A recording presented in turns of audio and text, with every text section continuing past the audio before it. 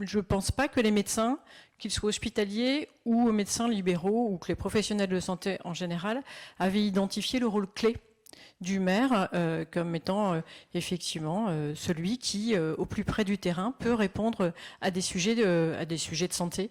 Et ce qu'on a vécu dans la crise Covid, c'est en proximité, avec beaucoup de réactivité, du dialogue construit entre les praticiens, les directeurs des établissements et les maires, de façon à ex nihilo, avec beaucoup de réactivité, et pouvoir créer des centres de vaccination, des centres de dépistage, et un peu, je vais être disruptive mais sans être provocatrice, être en circuit court et être directement en capacité de décider dans un bureau, de faire les choses, ce qui n'est pas habituel.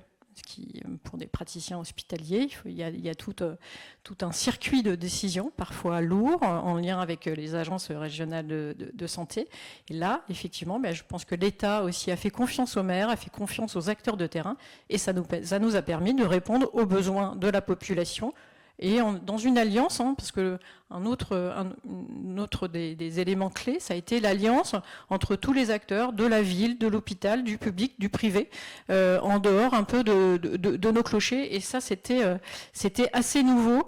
On a pu voir aussi que le cœur des compétences de l'hôpital, il était vraiment ancré autour des soins critiques, autour de la réanimation, et que l'hôpital, il a répondu présent, en étant extrêmement résilient et en étant en capacité du jour au lendemain de revoir toutes ces organisations.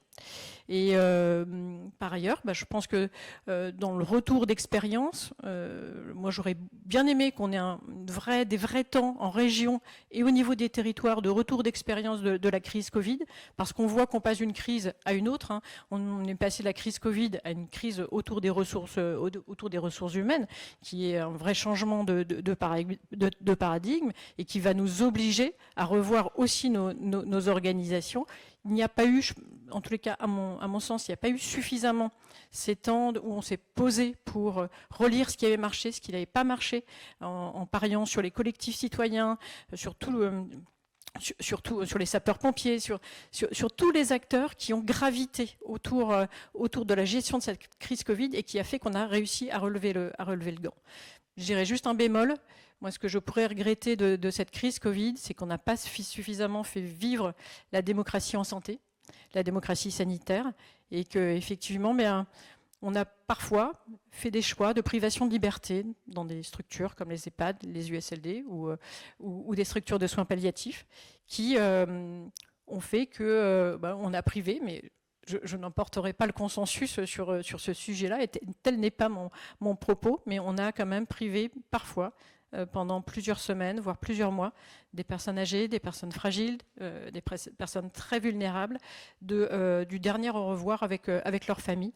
Je pense qu'on aurait pu peut-être, en faisant confiance à l'intelligence collective et à l'intelligence des patients, des résidents, des bénéficiaires, pouvoir construire autre chose. Voilà. Passionnant témoignage qui me rappelle tous ces débats qu'on a eus à l'Assemblée. J'en partage avec toi l'idée selon laquelle dans les EHPAD, ou services de soins palliatifs ou autres, des familles n'ont pas pu aller voir leurs proches. C'est un vrai drame. Moi, je sais que j'ai enfreint dans ma commune ce qu'avait demandé le directeur général de l'ARS en faisant un parloir. On a organisé un parloir pour les familles qui a connu un succès formidable.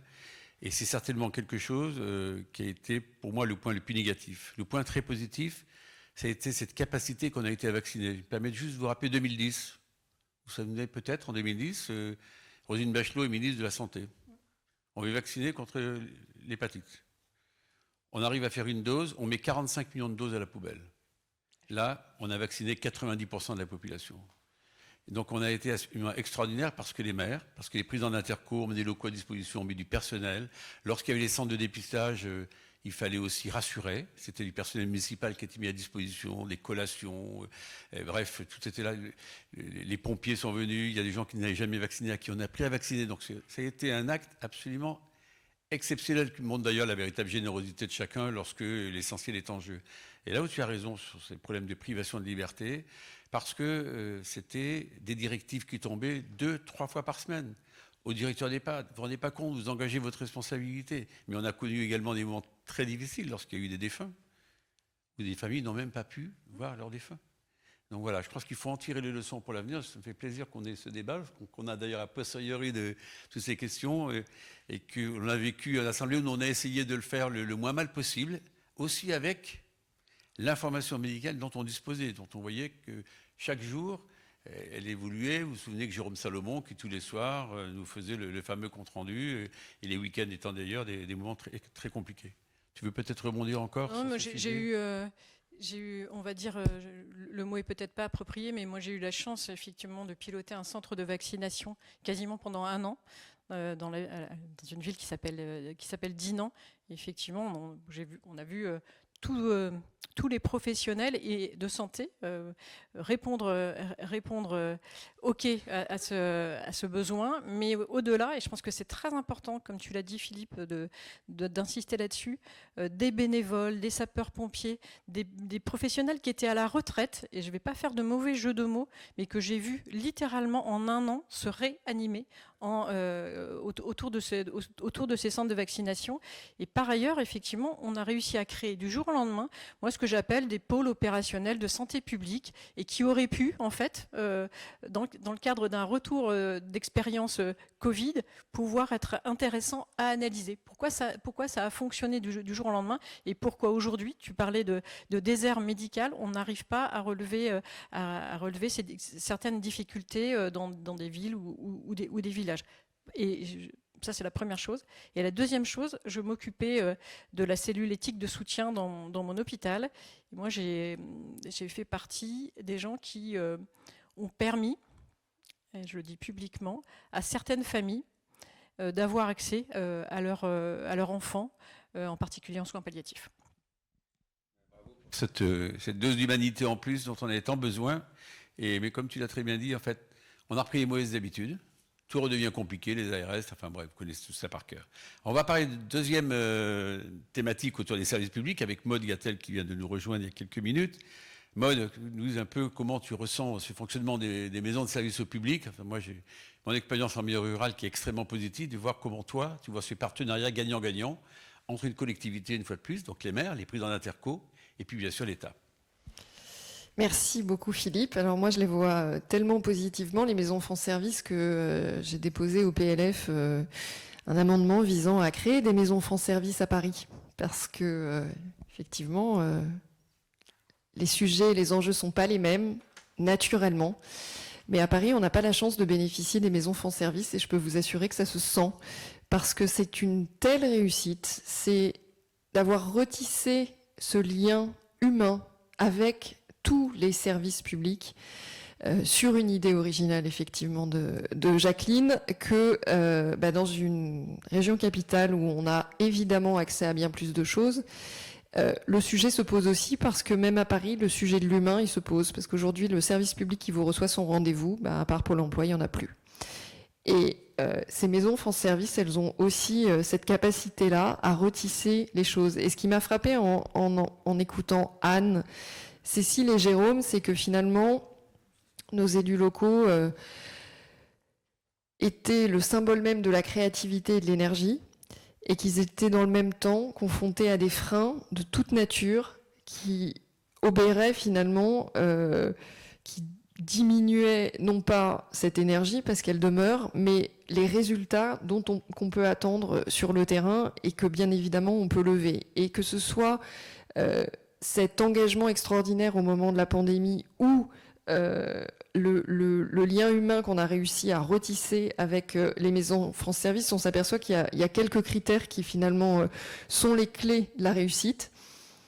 C'est l'humanisme, c'est la proximité, c'est l'agilité, tu parlais de circuit court, la rapidité dans la prise de décision, et c'est finalement ce qui pèse tant non seulement à nos concitoyens, mais aussi à ces fers de lance que vous êtes, les élus locaux qui se battent et qui se disent c'est pas possible, comment fait-on pour avoir finalement si peu confiance en nous, pour nous mettre autant de bâtons dans les roues? En réalité, c'est pas ça, c'est juste la suradministration à la française, mais qui diminue toutes ces énergies dont on a tant besoin. Alors bien évidemment, ça pose la question de la gouvernance, ça pose la question de la décentralisation, ça pose la question du financement, parce qu'il y a aussi un enjeu sur finalement cette autonomie dans le financement, même si la situation des collectivités locales est bien meilleure que ne veulent bien le dire un certain nombre de représentants des collectivités territoriales, cette question de l'autonomie, malgré tout, elle se pose, parce que c'est aussi un levier, un enjeu au niveau local. En tout cas, voilà, je pense que proximité, humanisme, solidarité, agilité, finalement, c'est le modem, donc c'est assez... Voilà, ça fonctionne assez bien. Et avec en plus dans ces maisons France Service des outils numériques, parce que la fracture numérique, c'est un vrai sujet. Et l'électronisme, malheureusement, on le rencontre en ville comme à la campagne. Et là, le fait d'avoir des agents, parce que dans les maisons de service au public, ou France Service maintenant, je rappelle qu'il y a des règles, il faut avoir 2 personnes, il y a une plage horaire qui est obligatoire, il y a un financement de l'État à hauteur de 40%, donc les collectivités ne sont pas seules. Mais en face de cela, on apporte les vrais services. Je prends l'exemple de ma petite commune, on a 23 partenariats qui ont été noués.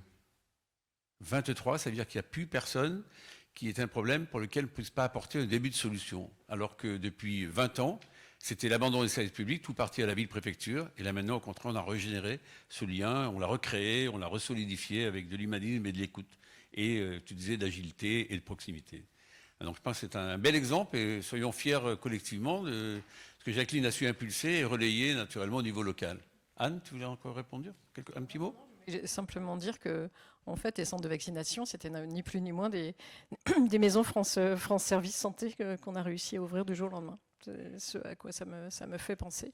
Et tu parlais de la gouvernance, Maud. Je pense qu'effectivement, ce qui s'est aussi passé pendant la crise Covid, c'est le fait que la gouvernance était assez resserrée entre les médecins, les élus et la direction des hôpitaux, et ça a été extrêmement efficace. Alors, on va passer à la 3e séquence de cette première étape sur justement les services publics, puisqu'on a la chance d'être avec Jean Dionis, l'excellent maire d'Agen. Mon cher Jean, j'espère que tu vas bien. Ça doit te rappeler les premiers pas avec moi à l'école du parti il y a un peu plus de 30 ans. Enfin voilà. Alors, je vois qu'il arbore un sourire magnifique. On avait passé quelques week-ends ensemble formidables. Jean, vous savez, c'est le maire de la ville d'Agen. Il était député, il est conseiller régional. Et tu vas nous parler un peu de ces grandes régions, de la façon dont tu vois cet aménagement du territoire que tu as vu tant évoluer au fil du temps. D'accord. Heureux de te retrouver, Jean. D'abord, comme toi, je salue les amis. Ça me fait très plaisir d'être avec vous ce soir. Donc, surtout avec toi, Philippe, mais aussi avec Maud. Et j'ai écouté Frédéric avec intérêt. Bon, la question, elle est large. Il y a beaucoup de choses qui ont bougé en 20 ans. Les départements ont été recentrés sur le médico-social, l'économie. La région, et tu viens de le dire, Philippe, a été transformée par une des réformes, à mon avis, les plus ratées du mandat Hollande, à savoir la création des grandes régions.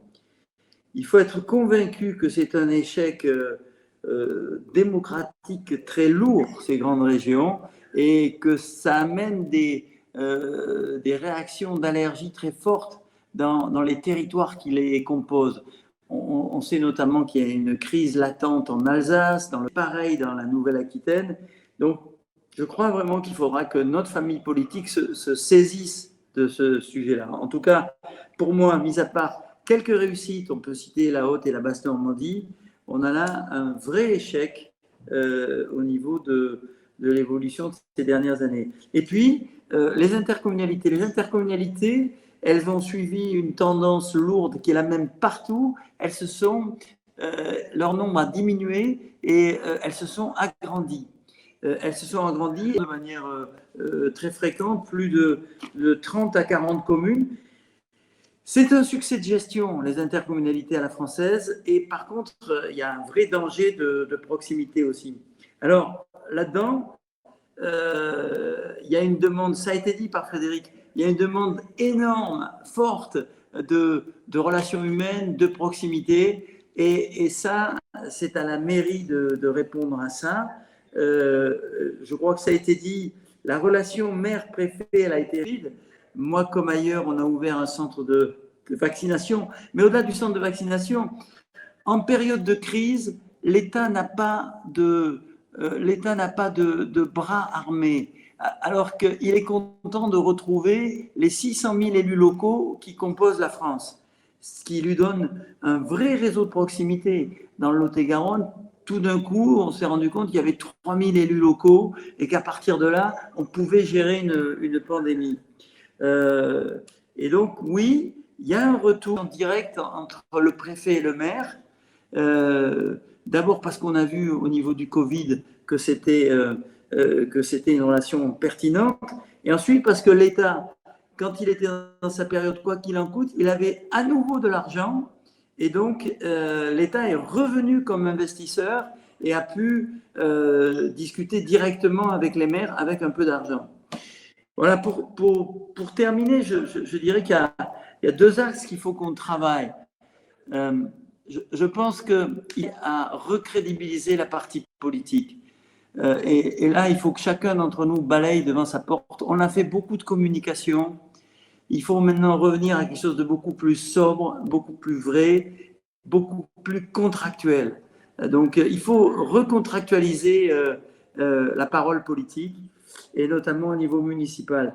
Et dernière chose, oui, il y a une demande d'hyper-proximité, et il faut y répondre. Et là, il faut qu'on réfléchisse à ce que j'appelle l'infra. On a beaucoup travaillé sur la réémergence des 23 quartiers, qu'on a parlé de quartier-village, et maintenant on en est, lorsqu'il faut lutter contre l'isolement, et notamment l'isolement des personnes de plus de 80 ans, à réfléchir à réinventer le voisinage autour de la notion de rue. Donc, il y a un travail de fond à faire sur l'hyper-proximité dans nos villes, qui est sans doute une des réponses qu'a décrite Frédéric.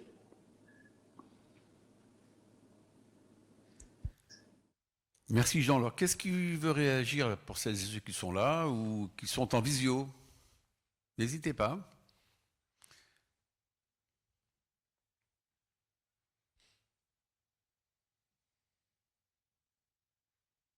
Alors, pour ceux qui sont dans la salle avec nous, la proximité, la réponse des élus. Ah, allez.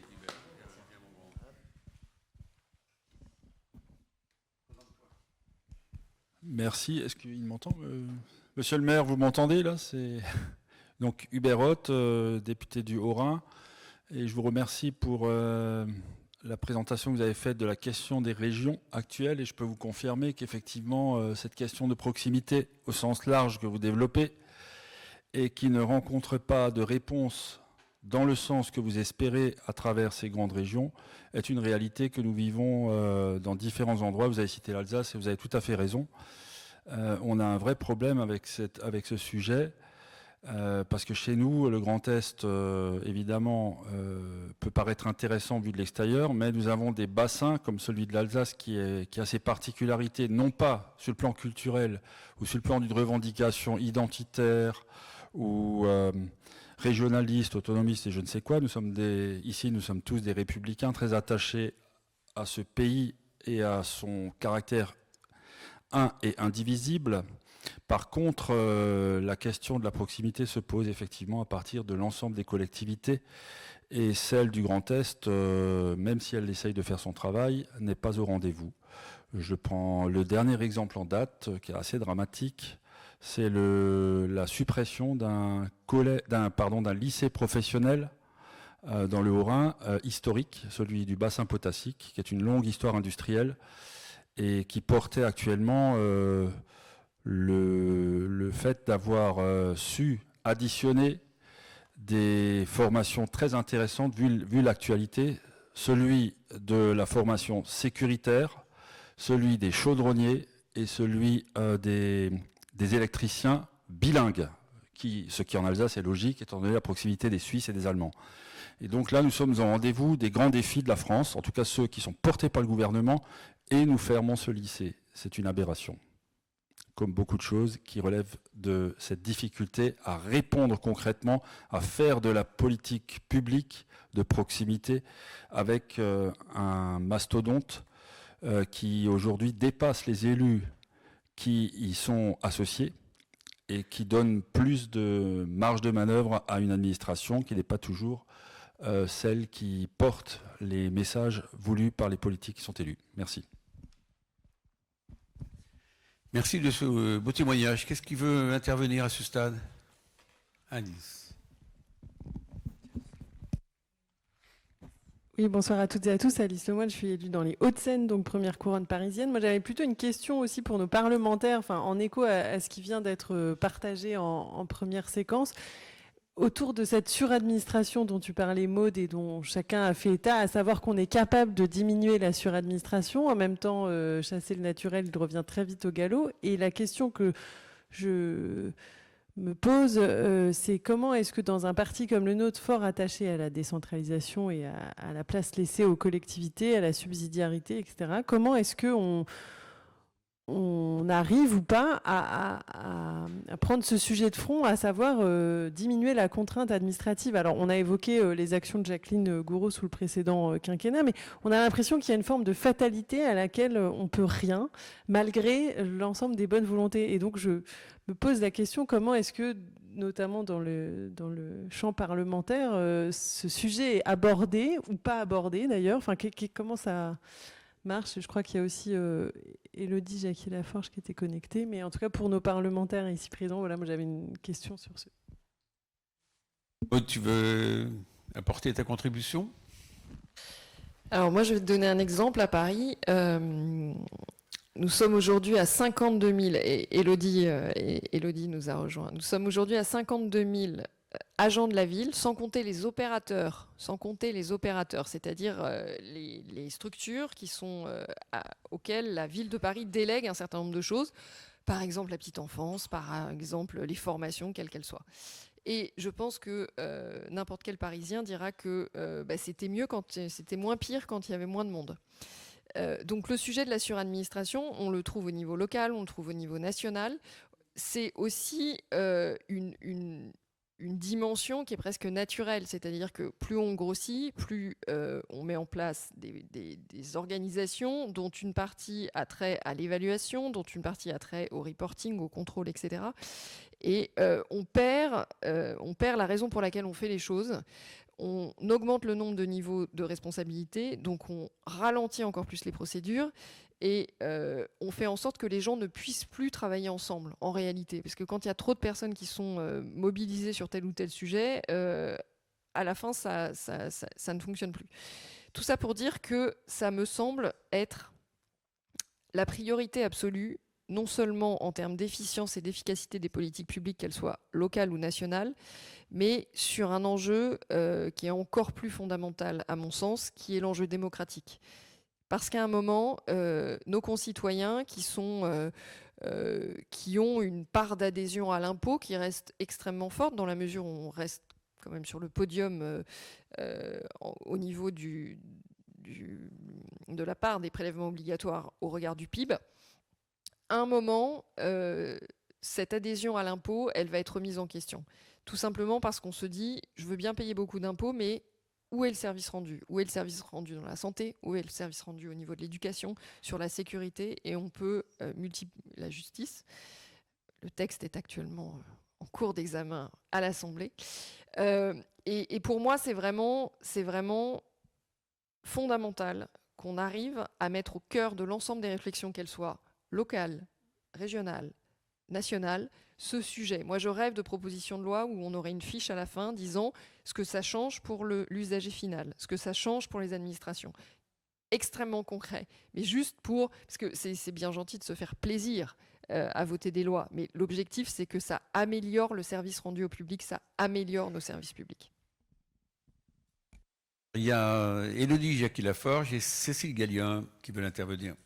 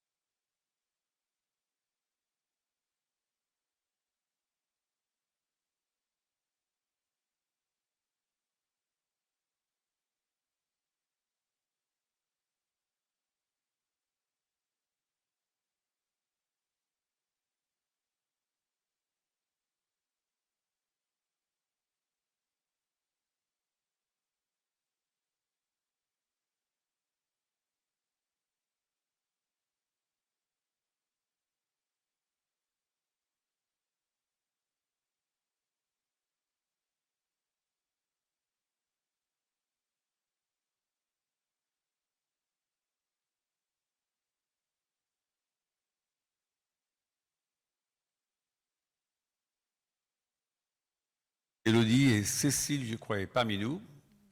Cécile.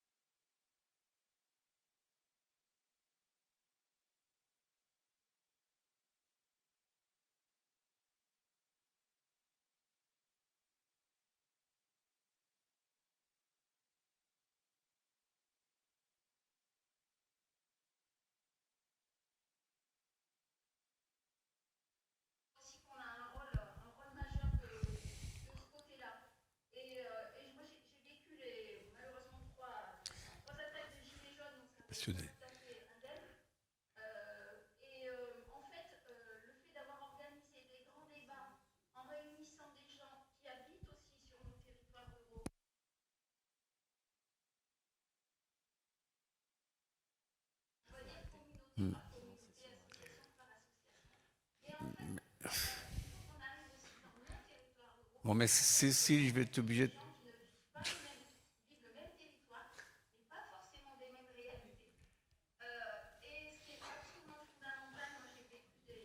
Bon, ma chère Cécile, je vais te... Bon. Elle est aussi la Terre, bonjour la Lune. Cécile, tu es avec nous? Il y a Jean qui veut nous dire un petit mot. Cécile, passionnée, passionnante. Allez, Jean, un petit mot et on passe à la deuxième thématique. Jean. C'est pas grave, si Jean t'a perdu, on va trouver... Ah, il revient. Dans les échelons du bas, eh ben, il faut le laisser dans les échelons du bas. Et il y a une chose sur laquelle je voudrais attirer l'attention de nos parlementaires, c'est l'urbanisme. S'il y a un sur lequel les élus locaux sont compétents, c'est vraiment le droit des sols, l'urbanisme, etc. Et il y avait un système qui marchait bien, c'était géré par les élus locaux, c'était contrôlé par l'État. L'État avait à peu près les moyens de le faire avec ses DDT, etc. On a mis les régions au milieu, c'est une faute. Et ça, c'est la loi climat et résilience. Il faut revenir là-dessus. Il faut laisser absolument aux maires la gestion de l'urbanisme et ne surtout pas la faire aspirer par le niveau régional. C'est une vraie catastrophe. Et donc là, il y a un chantier pour nos parlementaires.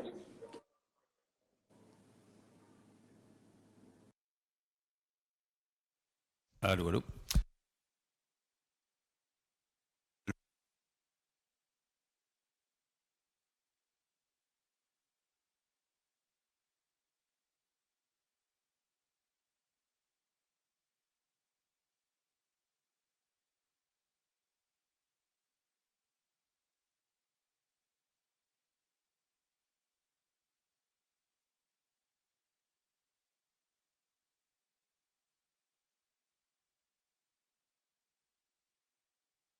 Après-midi à l'Assemblée nationale.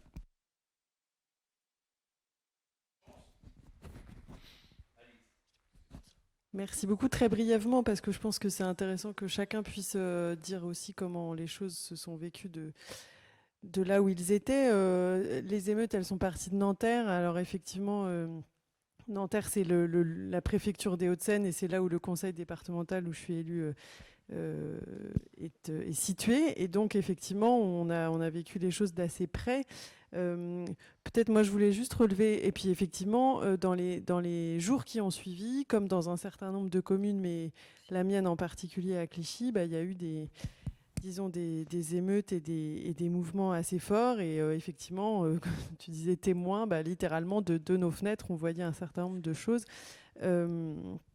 et de feux d'artifice, ou plutôt tirs de mortier, enfin.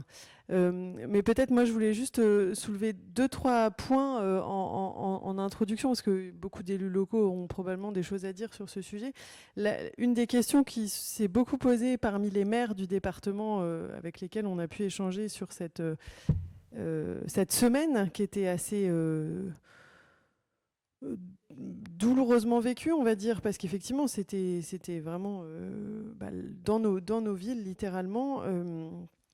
Il y avait la question, plusieurs questions sont posées, notamment une question: est-ce qu'on fait des couvre-feux ou pas? Est-ce que les maires, plusieurs maires du département ont instauré des couvre-feux assez vite? D'autres, à l'inverse, ont estimé pour différentes raisons qu'il valait mieux pas. On a vu le maire de l'Haye-les-Roses qui a fait un choix de barricader sa mairie. Voilà, dans des communes comme les nôtres, on n'a pas fait ces choix-là, mais il y avait toujours une question de mesure des risques, parce qu'effectivement, le risque était réel. Alors, dans une commune comme la mienne, proche de Nanterre, donc on est à 3 km, dans les échanges qu'on a eus avec le maire, en réalité, ce qu'il disait, c'est que c'est toujours les 20 mêmes en fait, qui foutent le feu et qui foutent le... Donc, c'est une histoire d'une petite poignée de jeunes en déshérence, et que finalement, c'est assez spectaculaire. Mais peu significatif en nombre. Et donc, parmi les questions, en fait, voilà, j'ai parlé de couvre-feu, pas couvre-feu. une vraie question sur quelle prévention pour désamorcer, en fait, en même temps que les choses se passaient, en fait, chacun des maires se posait la question de savoir, bon, qu'est-ce qu'on met en place vraiment de façon, comme le disait Anne sur les centres de santé, qu'est-ce qu'on met en place de façon très réactive pour prévenir en fait les embrasements. Et je peux citer l'exemple de Boulogne-Billancourt, ville de 120 000 habitants, première couronne donc du département des Hauts-de-Seine, où là, par exemple, ils ont réussi en 3 jours à faire appel à des dizaines en fait de personnes issues de leur quartier en difficulté pour aller vraiment au contact avec des t-shirts de la ville et avec des mots d'ordre et avec des débriefs réguliers tous les jours pour juste et en fait dont ce dispositif a révélé une vraie efficacité parce qu'il a permis d'éviter en fait un certain nombre de casses de commerce par exemple. Et donc ce qui a été intéressant dans le territoire des Hauts-de-Seine, c'était de voir au jour le jour vraiment comment les élus aussi faisaient preuve d'adaptabilité, de réactivité, d'imagination aussi. Et puis un point juste d'interrogation, voilà, c'était autour de la prévention. Comment dire, au département, on est un chef de file des solidarités, donc on est chef de file pour toutes les personnes précaires et donc toutes les mères célibataires qui élèvent leurs enfants seuls. Ça, c'est dans nos compétences. Et le jeune, en l'occurrence, qui est tragiquement décédé, il était accompagné par nos services départementaux, sa famille, les gens du quartier, etc. Et ça soulève une forme de...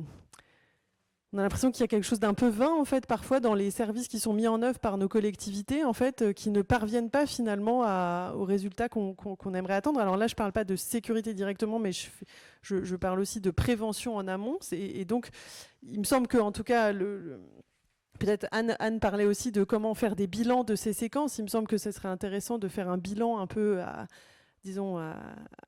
distance de la séquence qui a été vécue et dans un département comme le nôtre. Mais là encore, probablement beaucoup d'entre vous, je vois Pierre-Olivier Carrel qui lève la main dans le 93, là aussi il a probablement vécu des choses un peu compliquées dans son département. Et donc quel bilan on tire de ça, un peu à distance, et surtout comment est-ce qu'on adapte nos dispositifs de sécurité. Nous, on a bien tenu dans notre commune parce qu'on avait plus de policiers municipaux que de policiers nationaux, par exemple. Et ça fait partie... c'est un sujet aussi qui peut peut-être être posé là, c'est de dire place des policiers municipaux versus policiers nationaux.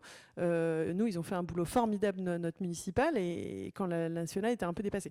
Voilà quelques points pour poser le sujet. Merci Alice. Peut-être Maude, ta vision d'abord de député, mais également de conseillère de Paris. Paris ayant malheureusement été victime également de très nombreuses dégradations. Et justement, peut-être cette approche de la citoyenneté pour anticiper, tirer les leçons de la crise et comment demain être plus efficace. Je partage évidemment les propos d'Alice. Moi, j'ai vécu dans une banlieue très difficile dans les années 80.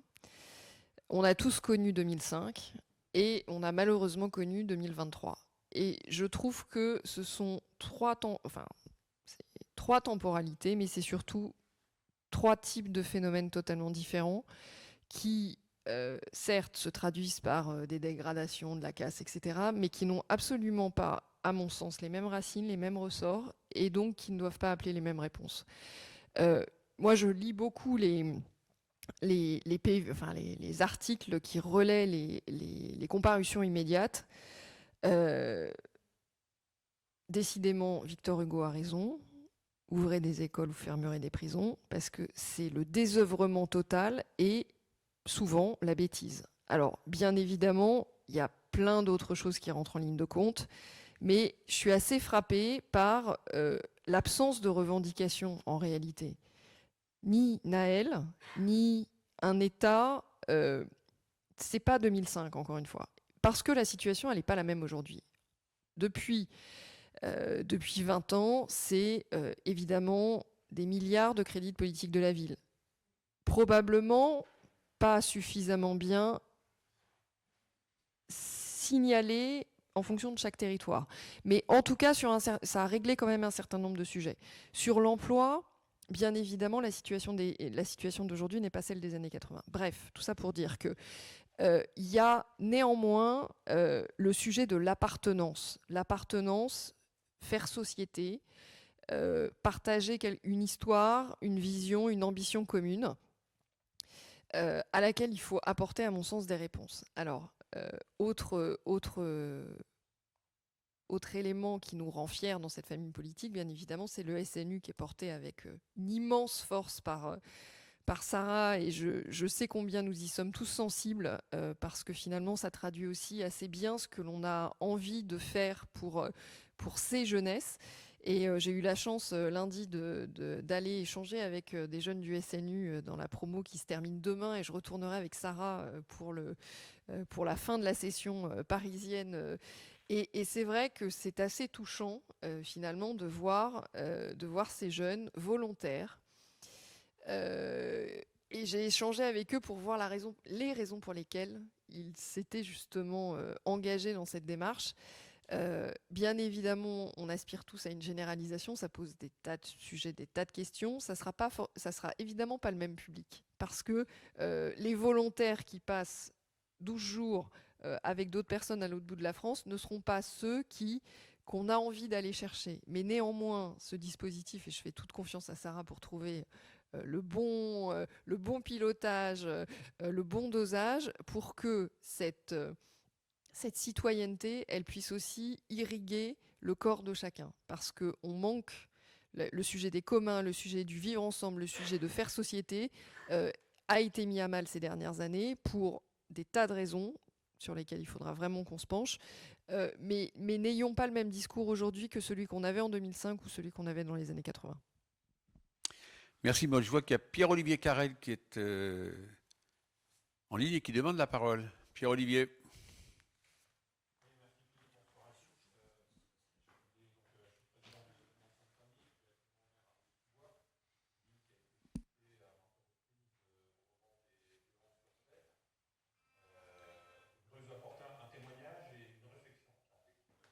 Le témoignage, c'est que dès le jeudi soir, on avait un déferlement de violence qui n'était basé que sur une agitation mue par des grands frères qui se comparaient à 2105 et qui incitaient les plus jeunes à aller battre les records de voitures brûlées, de poubelles brûlées, d'établissements publics brûlés.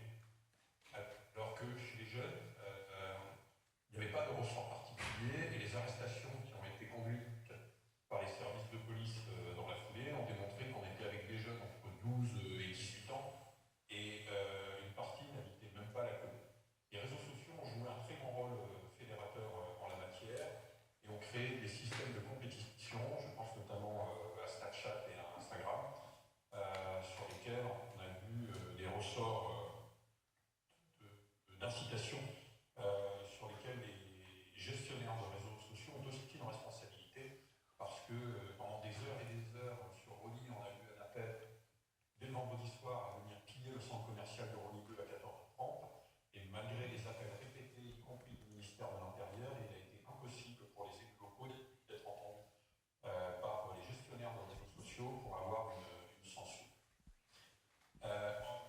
La réflexion qui découle de tout ça, c'est que depuis des années, on a beau dans des départements extrêmement paupérisés et avec des cumuls de difficultés, ce n'est pas l'origine d'un mal-être dans les quartiers qui a amené à ces difficultés-là, parce que les élus locaux, justement, jouent un rôle d'amortisseur et sont capables de porter des politiques d'accompagnement local qui soient efficaces au niveau des quartiers. En revanche, on tend un désemparement de plus en plus important de la part des élus municipaux, parce que ce genre de violence apparaît dans un cadre d'impréparation, et on y répond en gestion de crise avec pompiers, police et CRS, alors qu'il devrait y avoir des anticipations, puisqu'on sait qu'aujourd'hui les montées de violence sont certes imprévisibles, mais on sait qu'elles vont arriver quoi qu'il arrive. Et là-dessus, il y a un véritable sujet à mener avec l'État, avec les parlementaires, avec les représentants des corps constitués, pour arriver, notamment les associations, pour arriver à trouver des solutions, et c'est pas évident. Et si vous m'accordez encore 5 petites secondes, je voudrais apporter une petite réflexion sur le sujet d'avant. On parle beaucoup des maires et de leur mal-être. Je voudrais également indiquer que chez les conseillers municipaux, chez les adjoints au maire, voire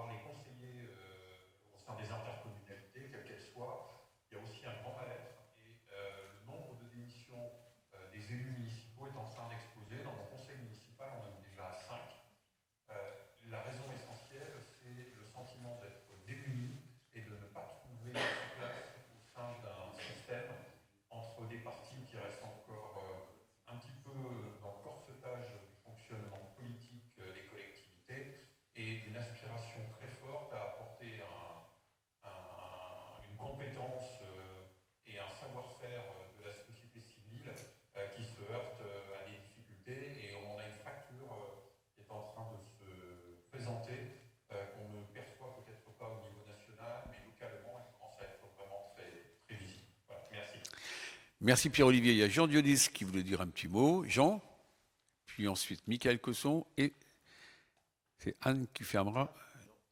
Jean, t'entends plus. Ça va revenir.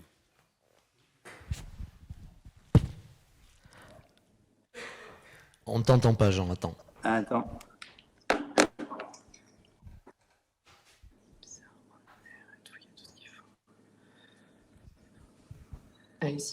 Ouais, vous m'entendez? C'est bon. C'est bon.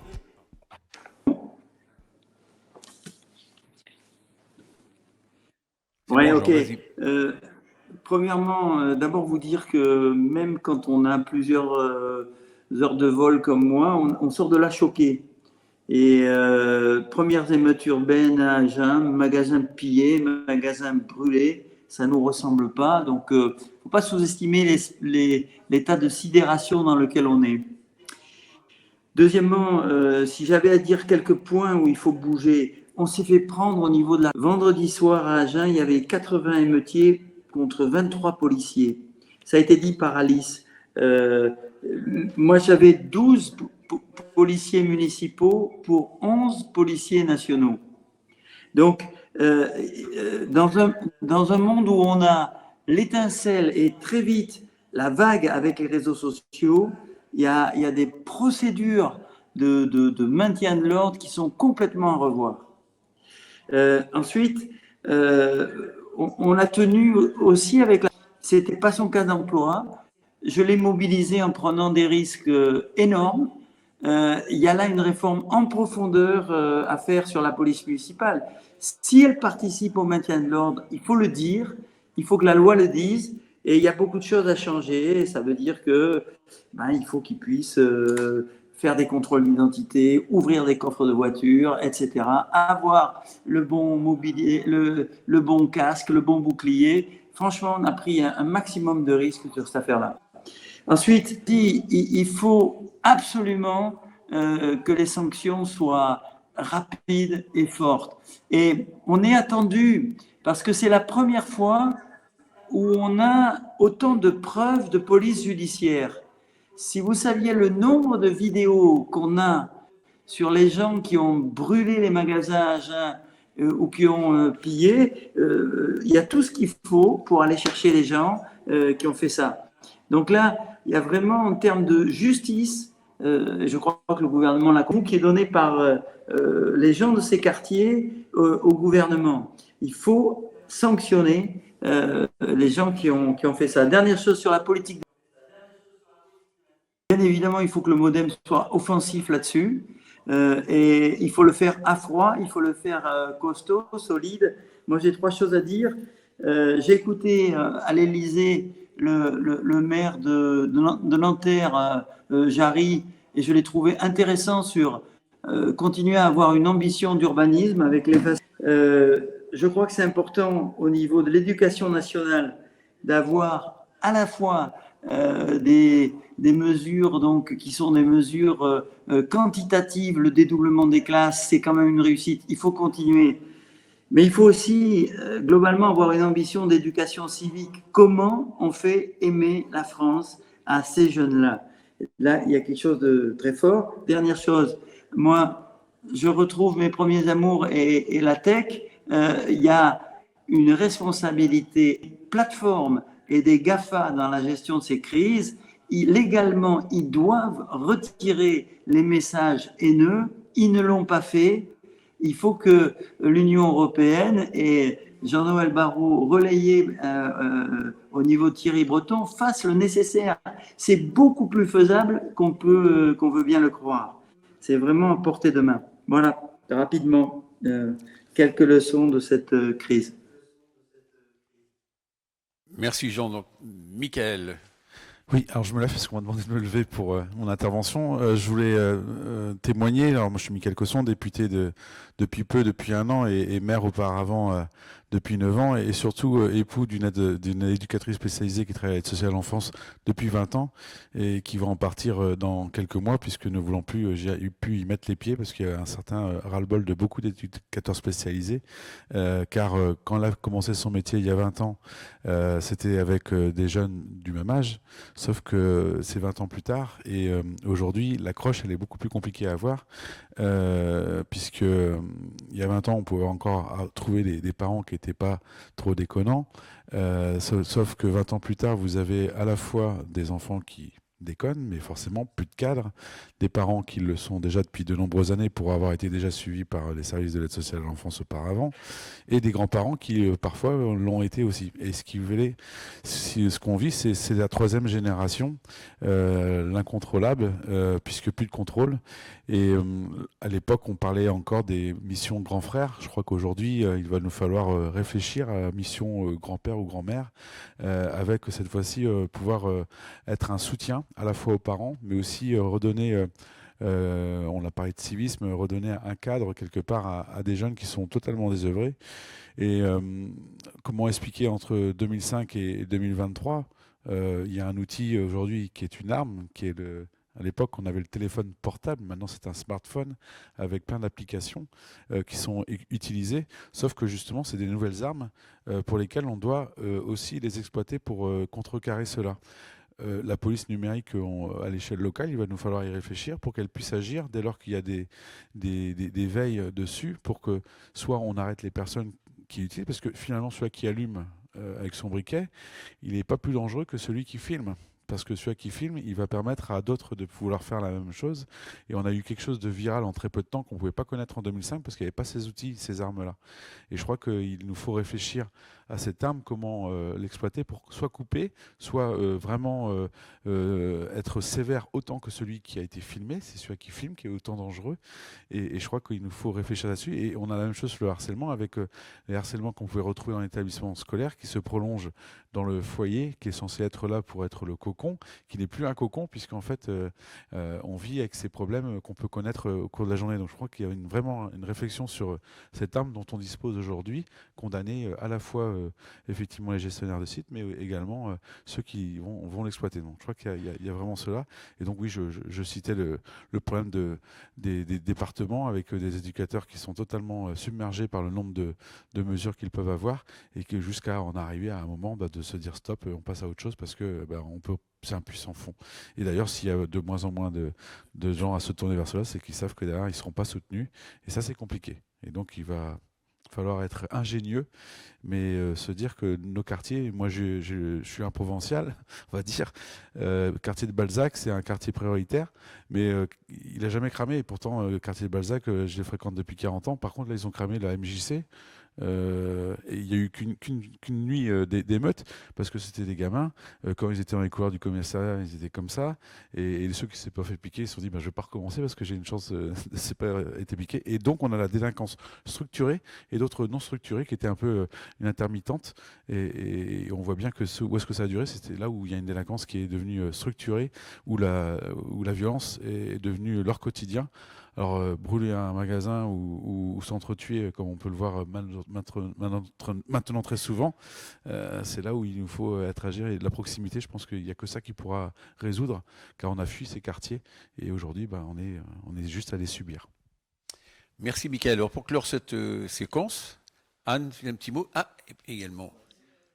Alors, Anne, et puis on va avoir également un tout témoignage et on passera à la dernière séquence, urbanisme, logement. Même si on a un peu démarré, c'est très bien. Je vais intervenir rapidement. Donc, je suis Danielle Goulier, je suis élue dans le Val-de-Marne, pas très loin de la Île-et-Rose. Et malheureusement, je connais Vincent et Mélanie puisque nous sommes dans le même territoire du Grand Orly-Seine-Bièvre. Justement, j'ai posé la question autour de moi, pourquoi Vincent, pourquoi Mélanie et pas nous? Parce que là aussi, je dois dire que par exemple dans notre ville, je vais être honnête, on n'a pas été sérieusement, on a eu quelques petits, mais on n'a pas été sérieusement impacté. Moi, ce que je retiens de ça, c'est la question de la gestion des quartiers difficiles.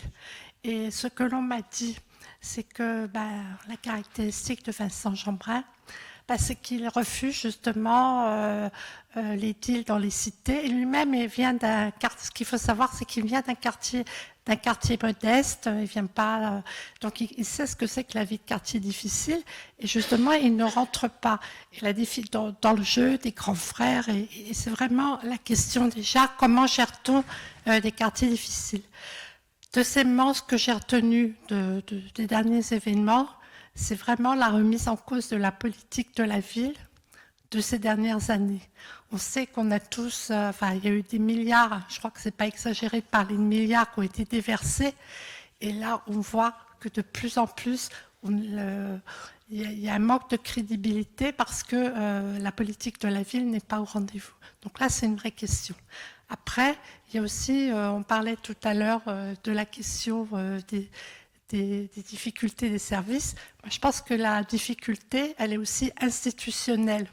On parle, par exemple, pour tout ce qui est aide dans les quartiers. Il y a effectivement le département, mais alors où ça se complique en région parisienne, c'est qu'il y a cette notion de territoire qui n'est pas claire du tout.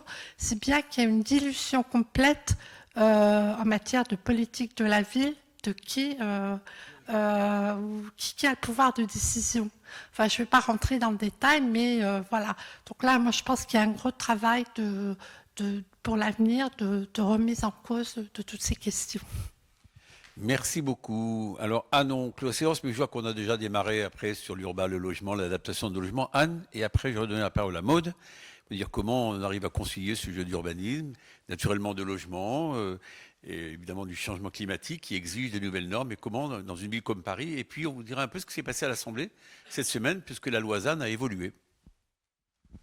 Merci. Moi, je me permets de rebondir sur deux sujets. Le premier, qu'Alice a évoqué, c'est le sujet des familles monoparentales. J'étais conseillère départementale pendant 6 ans. Je présidais la commission du RSA et la commission du fonds d'aide aux jeunes. Et sur le fonds d'aide aux jeunes et l'accès à la garantie jeune, 90% des jeunes qui avaient accès à la garantie jeune étaient issus de familles monoparentales. Je ne sais pas si c'était atypique, moi aussi je suis bretonne et de Saint-Malo, pas de Saint-Brieuc, mais et donc est-ce que c'était une atypie du pays malouin? Je ne pense absolument pas, et je crois qu'il y a quelque chose de cet ordre-là, de l'absence de la place du père et du fait effectivement pour ces femmes de se retrouver de façon isolée, ce qui provoque des fractures dans les parcours des enfants, des enfants derrière. Et voilà, ça c'était la première chose. Et la deuxième chose qui n'a absolument rien à voir, mais pour rebondir sur ce que disait Pierre-Olivier Carrel, c'est on va dire la désillusion des conseillers municipaux, des conseillers d'agglo de base, qui effectivement, et moi je suis un conseiller municipal d'opposition, un mot que je déteste absolument, mais qui effectivement, pour lesquels, quand on est professionnel, engagé, citoyen, qu'on y va pour le service au public, être pendant 6 ans dans un monde tellement asséché, où la parole de l'opposant ou de celui qui représente l'opposition ne vaut rien, ou n'être engagé dans rien, est absolument très asséchant. Moi j'essaye, on est 6, ils sont 37, on est 43 dans le conseil municipal, on est 6.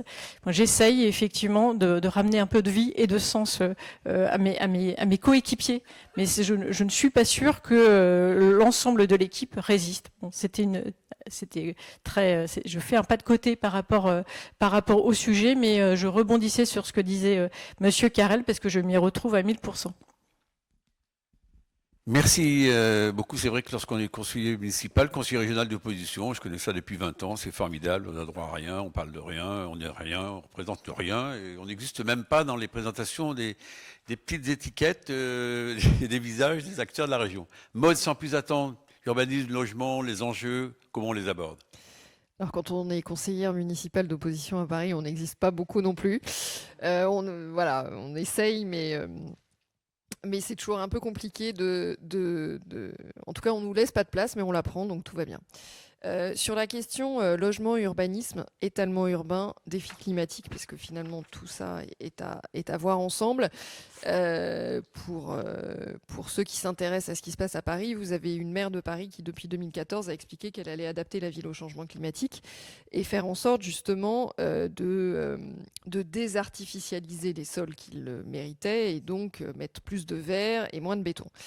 Il se trouve que nous avons voté le mois dernier le nouveau PLU, qu'elle appelle bioclimatique, mais c'est que de la communication, qui a eu un intérêt absolument majeur, c'est qu'on a pu justement faire une évaluation de tout ce qui avait été fait depuis 2014, et qu'en réalité, les grands discours sur la dédensification, elle n'était pas architecturale, elle était en termes populationnels, puisqu'effectivement les Parisiens s'en vont, mais en revanche, on a construit depuis 2014 quasiment 3 millions de mètres carrés de béton, dont une part de logement, dont une part de bureaux, à Paris.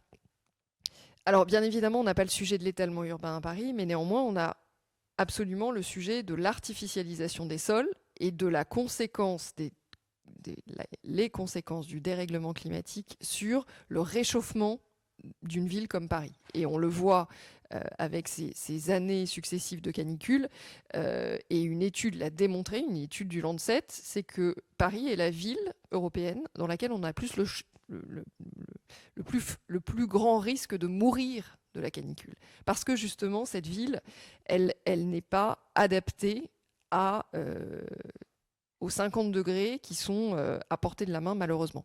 Donc le sujet, il est à la fois, pour les villes, j'entends, je ne me permettrai pas de parler sur des sujets dont je ne suis pas une grande connaisseuse, mais pour la ville, il y a à la fois le sujet de loger davantage de personnes face à la crise majeure qu'on connaît partout en France et évidemment aussi à Paris. Donc avec un certain nombre de réponses qui sont les surélévations, mais les surélévations posent aussi un enjeu en matière de non-refroidissement de la ville, puisque les surélévations empêchent les courants d'air qui refroidissent la ville. Néanmoins, c'est une solution. Construire la ville sur la ville est une solution à la fois écologique, même si elle n'est pas propice à l'adaptation de la ville au changement climatique. Mais en tout état de cause, ce qu'il faut absolument faire, et ce sur quoi elle s'est désormais engagée, la maire de Paris, c'est d'arrêter d'abattre des arbres, de détruire les espaces verts protégés, dont elle avait l'habitude de systématiquement déclasser les parcelles d'espaces verts protégés pour construire et bétonner à la place d'un square, d'un petit parc, de quelques arbres. Donc, dans la capitale, on a aujourd'hui 250 000 demandeurs de logements sociaux. Il faut aussi se rendre à l'évidence, on n'arrivera pas à loger tout le monde. Néanmoins, il faut évidemment qu'on prenne la part et qu'on construise la vie sur la ville pour à la fois ne pas renforcer ces émissions de gaz à effet de serre qui ont un impact si tangible sur les Parisiennes et sur la ville et qui se ressentent très concrètement par 4-5 degrés supplémentaires à Paris par rapport au reste de la région capitale. Et peut-être juste un mot, comment fait-on pour faire en sorte que les jeunes en particulier ne doivent pas quitter Paris pour se loger? Qu'est-ce qu'on peut faire? Demain, Maud Gattel, maire de Paris, elle fait quoi? Alors il y a plein de dispositifs qui existent. Vous en rappelez sans doute, en tout cas les Parisiens.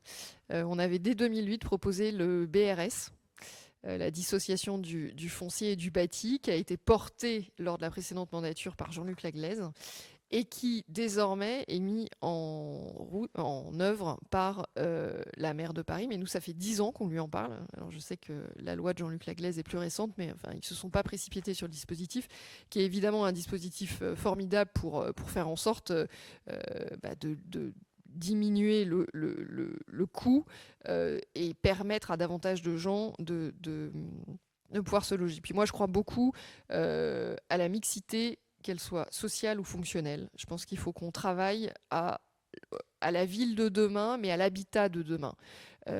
Intergénérationnel, mutualisation des services. Vous n'avez pas besoin tous d'avoir une machine à laver. Et alors que le prix du mètre carré à Paris, certes, baisse, mais enfin reste à un niveau inatteignable pour 99% de la population, on a besoin d'optimiser les choses. On a besoin de faire en sorte de pouvoir mieux loger différemment, avec beaucoup plus, à nouveau, d'agilité et de proximité dans les réponses aux besoins qui sont celles d'une ville qui vieillit. Voilà, on aura bientôt 30% de seniors et ce sont des réponses aussi particulières. Alors l'intergénérationnel en est une, mais il y en a d'autres. Et donc, si, on a plein d'idées.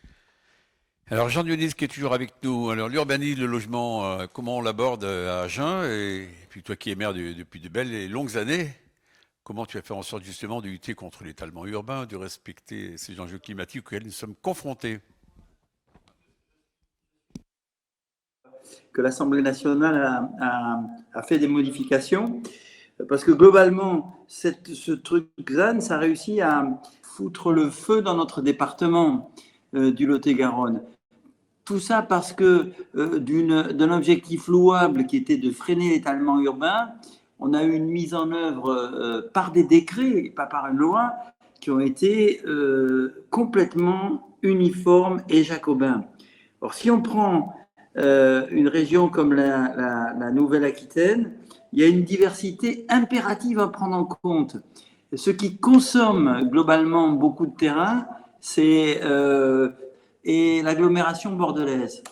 Après, la ruralité française, il y a de la place. Il y a de la place. Et au contraire, il faut avoir comme projet national, de manière intelligente, c'est-à-dire en continuité du bâti qui existe, mais de la réhabiter.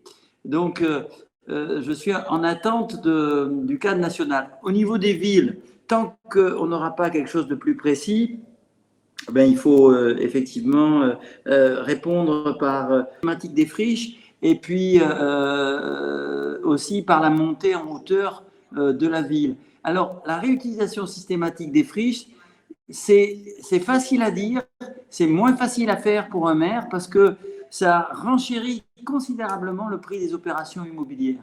Donc, il faut que ça soit accompagné de subventions importantes au niveau des partenaires publics.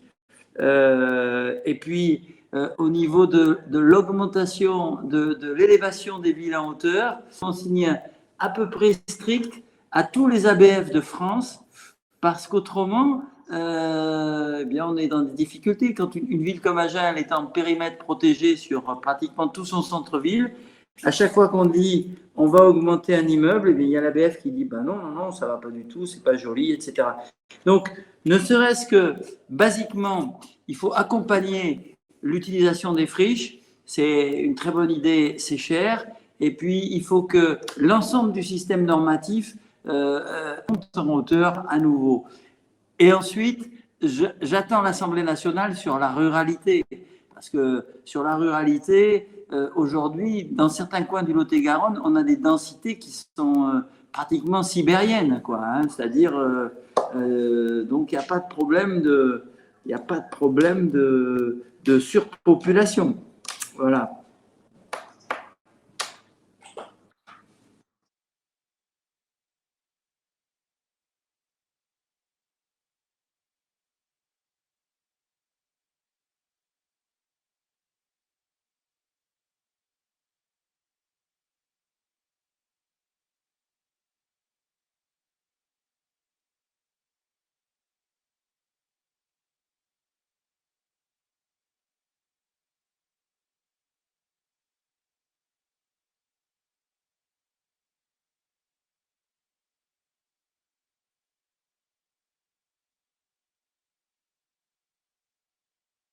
Diminuer de 430 000 hectares à 215 000 hectares l'artificialisation des 10 prochaines années. Donc vous voyez quand même, c'est quelque chose d'absolument déterminant par rapport à ce qu'on a connu auparavant. La seconde chose, c'est de réserver 15 000 hectares pour les grands projets d'envergure nationale. Je pense à DIN-LGV, vous savez qu'il y a un appel à projet qui a été lancé pour le nucléaire, de manière à ce que ces 15 000 hectares soient affectés sur l'ensemble du territoire français, mais ça ne vient pas impacter telle ou telle région spécifiquement. Il y a une troisième disposition qui est importante, qui s'appelle la garantie rurale, parce que Jean parlait de ruralité, c'est permettre à chacune des petites communes d'avoir aussi quelques droits à construire, parce que moi, je vois une circonscription très rurale, 159 communes, et 30 se retrouvaient quasiment avec 2-3 dents creuses à combler, et plus rien, alors qu'il y a toujours une concentration plus forte dans les agglomérations. Donc, évidemment, il faut lutter contre l'étalement, mais faire en sorte aussi qu'on soit en capacité. D'ailleurs, en post-Covid, là où on avait beaucoup de maisons de vide, et on s'est aperçu qu'elles sont toutes maintenant avec une nouvelle affectation. Et puis l'arrivée de la fibre optique, l'arrivée de la téléphonie 4G, de tous les efforts qui ont pu être faits depuis quelques années, fait que à 150 km de Paris, les maisons vides n'existent quasiment plus. Donc ça, c'est un élément important. Et puis il y a les fameux, alors ça, c'est les conseillers régionaux qui connaissent ça par cœur, c'est les schémas régionaux d'aménagement, de développement durable du territoire, un truc un peu compliqué, les fameux SRADET, qui étaient parfaitement opposables à tous les territoires. Donc on allait diriger de Bordeaux tout ce qui allait se passer sur l'immense région Aquitaine, on allait diriger de Toulouse tout ce qui allait se passer sur toute la région Midi-Pyrénées ou le Grand Est. Et là maintenant, on va revenir à quelque chose qui me semble plus adapté, puisque c'est à partir de chaque territoire qu'on demande de venir en responsabilité, que de maîtriser naturellement l'artificialisation et qu'on fasse une agrégation et une compilation au niveau régional. Donc c'est, je pense, un bel accord qui a été passé, où les parlementaires ont pu apporter leur contribution, où les élus locaux ont été entendus. Donc c'était un schéma, et ce schéma est de nature, me semble-t-il, à ne pas laisser de côté cet enjeu qui est devant nous, exigeant, mais qu'il faut porter de lutte contre le réchauffement climatique, de lutte contre l'étalement urbain, mais aussi de satisfaire au fait qu'on a besoin d'avoir des services publics, on a besoin d'avoir du développement économique, qu'on ne va pas laisser uniquement quelques métropoles dont on voit bien les difficultés, tu parlais à l'instant de la température qui s'élève, de la mortalité dans les très grandes villes. Par exemple, sur l'aspect de la santé, on s'est aperçu qu'il y avait une corrélation directe entre l'hyperconcentration urbaine et le taux de mortalité, notamment chez nos aînés et les jeunes enfants d'ailleurs. Voilà, donc c'est des questions sur lesquelles, je crois que pour une fois, le Parlement a essayé, me semble-t-il, de prendre un peu un étau, le ministre qui s'est rangé, et puis je parle devant Michael, qui est un de nos grands spécialistes des questions de logement, et à un moment où la politique du logement est en panne, peut-être si on a encore quelques instants, en mode si tu veux rebondir d'un mot, parce que la Première ministre a fait des annonces sur le logement, je rappelle que le logement en France, c'est 40 milliards d'euros. Est-ce que ça marche? Non. Et j'ai mis aussi peu de logements en construction, et on a aussi peu bien répondu aux attentes des plus jeunes comme des plus âgés. On n'a pas répondu aux attentes, et la crise aujourd'hui, elle est aiguë, et ce sur de très nombreux territoires. Alors effectivement, c'est une politique qui coûte très cher, qui a été ralentie ces dernières années pour des raisons qu'on comprend évidemment, mais qui nécessite d'être remise à plat. Alors, il y a la question aussi qui, moi, m'occupe beaucoup, ce sont les locations saisonnières. Alors, on est nombreux dans le cas au sein du groupe à avoir ce type de préoccupation.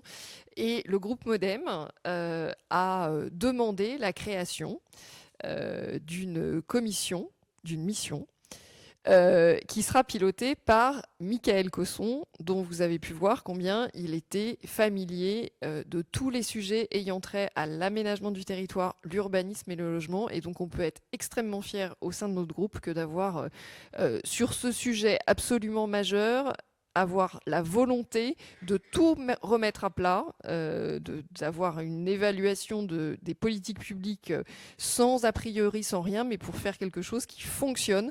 Et c'est un cruel besoin dont nous font part quotidiennement nos concitoyens. Donc merci Michael, et on compte sur toi. Juste en un mot rapidement, parce que je sais que le temps est compté. Effectivement, on a cette mission. L'objectif, il est en deux temps. Un premier temps avec une boîte à outils vraiment opérationnelle à partir des remontées des terrains pour justement permettre le parcours résidentiel, débloquer les situations auxquelles on est confronté, souvent pour des questions de réglementation. Et donc ça, c'est une première chose, la question de la fiscalité. Et effectivement, avec mon regard, moi je considère qu'on a abordé le logement toujours avec le côté quantitatif. Et parfois en répondant à côté des besoins. Et là, aujourd'hui, l'idée, c'est de pouvoir faire preuve d'innovation, d'ingéniosité, et puis de pouvoir montrer qu'on va aborder le côté qualitatif. Tu l'as dit, pour moi, dans mon idée, le parcours résidentiel, c'est pour toutes les bourses et tous les âges. Et aujourd'hui, on répond ni à l'un ni à l'autre. Donc l'idée, c'est d'être ma force de proposition pour pouvoir répondre à cet enjeu. Et sur la ZAN, préciser, on a, avec le Modem, parce que c'est quelque chose et ça va répondre au milieu rural, donc on a la garantie rurale qui provient du Sénat, et on y a ajouté avec 7 hectares par commune la possibilité de mutualiser. Je m'explique en 30 secondes, c'est de pouvoir permettre aux communes rurales, dès lors qu'il y a un projet qui va représenter quelque chose d'attractif pour ce milieu rural, de pouvoir, non pas pour la commune qui va recueillir ce dossier, devoir mettre 1 hectare ou refuser le dossier parce que ça fait 1 hectare 5, mais pour les 10 communes qui ça va concerner, chacun met 1500 mètres carrés et peut encore avoir d'autres projets qui viennent s'ajouter. Donc voilà, ça c'est la petite note du MODEM qu'on a ajoutée à cette loi. Merci, Michael. Alors, il y a Darkaoui qui est là. Darkaoui.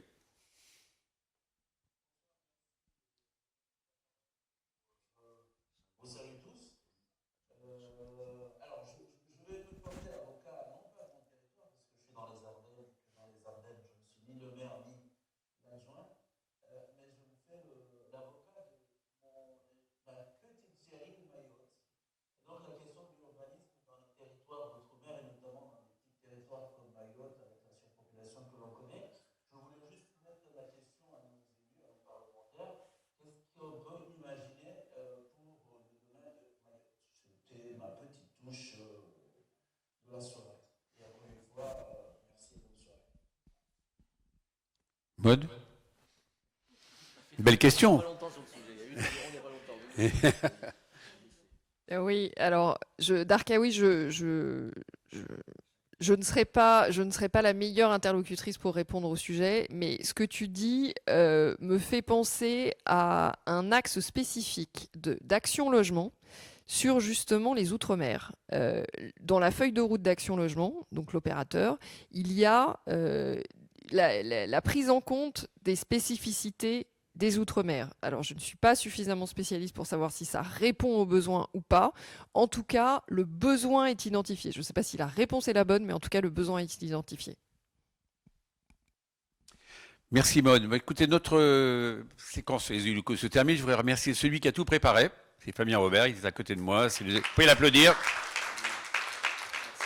Il est comme les stars, il se fait applaudir à la fin. Vous voyez, c'est ça. C'est le directeur de l'IFED, l'Institut de formation des élus démocrates, qui est en pleine forme. Et vous allez voir un programme de formation qui a été boosté particulièrement cette année, avec sur une deuxième partie de l'année, beaucoup de thématiques nouvelles qui vont être abordées. Donc n'hésitez pas, parlez-en autour de vous. L'IFED 2023 va vous apporter, je pense, plein de réponses à vos questions, plein d'encouragements pour les futures vocations.